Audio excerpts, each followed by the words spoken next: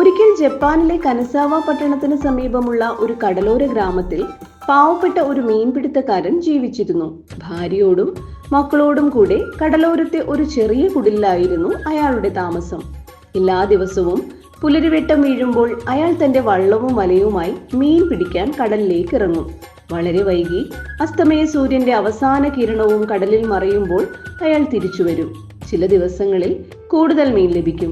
പക്ഷെ മിക്ക ദിവസങ്ങളിലും കഷ്ടിച്ച് നിത്യചെലവുകൾ കഴിഞ്ഞുവിടാനുള്ളത് മാത്രമാണ് അയാൾക്ക് ലഭിക്കുക. ഒരു ദിവസം അയാൾ മീൻ പിടിച്ചുകൊണ്ടിരിക്കുകയായിരുന്നു. അന്ന് കാര്യമായി മീനുകളൊന്നും ലഭിച്ചില്ല. ഇന്ന് എന്റെയും കുടുംബത്തിന്റെയും കാര്യം കഷ്ടമാണ്, അയാൾ മനസ്സിൽ പറഞ്ഞു. അയാൾ ദുഃഖത്തോടെ ചുറ്റുപാടും കണ്ണോടിച്ചു. അപ്പോൾ കടൽ തീരത്ത് സമ്പന്നരായ കുറച്ച് ആളുകൾ ചൂണ്ടയിട്ട് മീൻ പിടിക്കുന്നുണ്ടായിരുന്നു. അത് കണ്ട മീൻപിടുത്തക്കാരൻ ചിന്തിച്ചു, ഞാൻ എൻ്റെ കുടുംബം പുലർത്താൻ മീൻ പിടിക്കുന്നു, അവർ നേരം പോക്കിനാണ് മീൻ പിടിക്കുന്നത്. എന്നെ പോലെയുള്ള പാവങ്ങളുടെ അവസ്ഥ അവർക്കറിയുമോ? നിത്യജീവിതം തള്ളി നീക്കാൻ ഞങ്ങളെപ്പോലെയുള്ളവർ വളരെയധികം കഷ്ടപ്പെടുന്നു. ഈ പ്രയാസകരമായ ജീവിത സാഹചര്യത്തിൽ നിന്ന് ഞങ്ങളെപ്പോലുള്ളവർക്ക് ഒരിക്കലും കര കയറാനാവില്ലെന്ന് അവർ അറിയുമായിരുന്നുവെങ്കിൽ അവർ ഒരിക്കലും വിനോദങ്ങൾക്ക് വേണ്ടി സമയം കളയുമായിരുന്നില്ല. അങ്ങനെ മീൻപിടുത്തക്കാരന്റെ ചിന്തകൾ കാടുകയറി. ദിവസങ്ങൾ കടന്നുപോയി. അങ്ങനെയിരിക്കെ ആ നാട്ടിലെ ഒരു സമ്പന്നന്റെ ബിസിനസ് ആകെ തകർന്നു. അയാളുടെ സമ്പത്തും പണവും എല്ലാം നഷ്ടപ്പെട്ടു. കൂടെ വലിയൊരു കടബാധ്യതയും അയാളുടെ ചുമലിൽ വന്നു വീണു. അയാൾ വളരെയധികം ദുഃഖിതനായി. അവസാനം അയാൾ തന്റെ വീട് വിറ്റ് ആ മീൻപിടുത്തക്കാരൻ താമസിക്കുന്ന കോളനിയിൽ ചെറിയൊരു വീട് വാടകയ്ക്കെടുത്ത് താമസം തുടങ്ങി. ഈ വിവരം അറിഞ്ഞ മീൻപിടുത്തക്കാരൻ ചിന്തിച്ചു, ഇപ്പോൾ അയാൾക്കും മനസ്സിലായിട്ടുണ്ടാവും പാവങ്ങളുടെ അവസ്ഥ. അങ്ങനെ ദിവസങ്ങൾ കഴിഞ്ഞപ്പോൾ മീൻപിടുത്തക്കാരനും ആ പാപ്പരായ സമ്പന്നനും പരിചയക്കാരായി.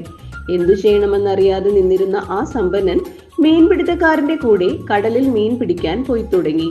എല്ലാ ദിവസവും രാവിലെ അവർ കടലിലിറങ്ങും. വൈകുന്നേരത്തോടെ തിരിച്ചു വരും. ചില ദിവസങ്ങളിൽ കാര്യമായി ഒന്നും കിട്ടിയില്ലെങ്കിലും മറ്റു ചില ദിവസങ്ങളിൽ അവർക്ക് ധാരാളം മീൻ കിട്ടും.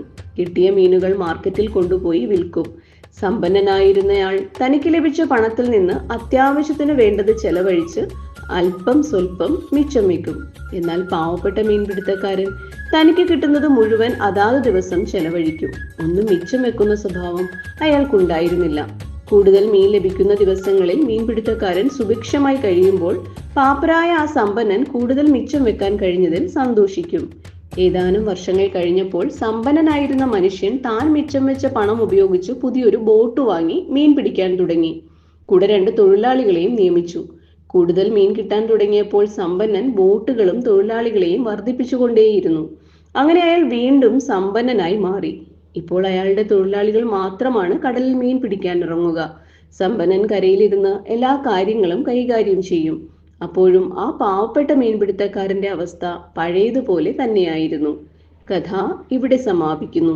സാമ്പത്തിക ആസൂത്രണത്തിന്റെ തത്വങ്ങളിലേക്ക് വെളിച്ചം വീശുകയാണ് ഈ കഥ. പാവപ്പെട്ട മീൻപിടുത്തക്കാരൻ അന്നു കിട്ടുന്ന വരുമാനം മുഴുവൻ ചെലവഴിക്കുമ്പോൾ മുൻപ് സമ്പന്നനായിരുന്നയാൾ കുറച്ച് മിച്ചം വെക്കുകയും അത് പിന്നീട് വളരെയധികം പ്രയോജനകരമാവുകയും ചെയ്യുന്നു. കഠിനാധ്വാനം, ബുദ്ധിപരമായ സമീപനവും കൈമുതലാക്കിയ പാപ്പരായ സമ്പന്നൻ തന്റെ അവസ്ഥ മെച്ചപ്പെടുത്തി. എന്നാൽ ബുദ്ധിപരമായി ഒന്നും ചെയ്യാതെ മറ്റുള്ളവരെ പഴിച്ച് കാലം കഴിച്ച മീൻപിടുത്തക്കാരൻ തുടങ്ങിയെടുത്ത് തന്നെ നിൽക്കുന്നു. സമ്പന്നൻ തന്റെ നഷ്ടപ്പെട്ട സമ്പത്ത് തിരികെ നേടാൻ കഠിനാധ്വാനം ചെയ്യുകയും സ്ഥിരോത്സാഹത്തോടെ പ്രവർത്തിക്കുകയും ചെയ്യുന്നു. ഈ കഥ സാമ്പത്തികപരമായ മുന്നേറ്റത്തിന് ചിന്താരീതിയുടെ പ്രാധാന്യം എടുത്തു കാണിക്കുന്നു. അവസരങ്ങൾ മാത്രമല്ല, ബുദ്ധിപരമായ തീരുമാനങ്ങളും ദൃഢനിശ്ചയവും വിജയത്തിന് അത്യന്താപേക്ഷിതമാണ്. മറ്റൊരു കഥയുമായി വീണ്ടും വരാം. നന്ദി, നമസ്കാരം.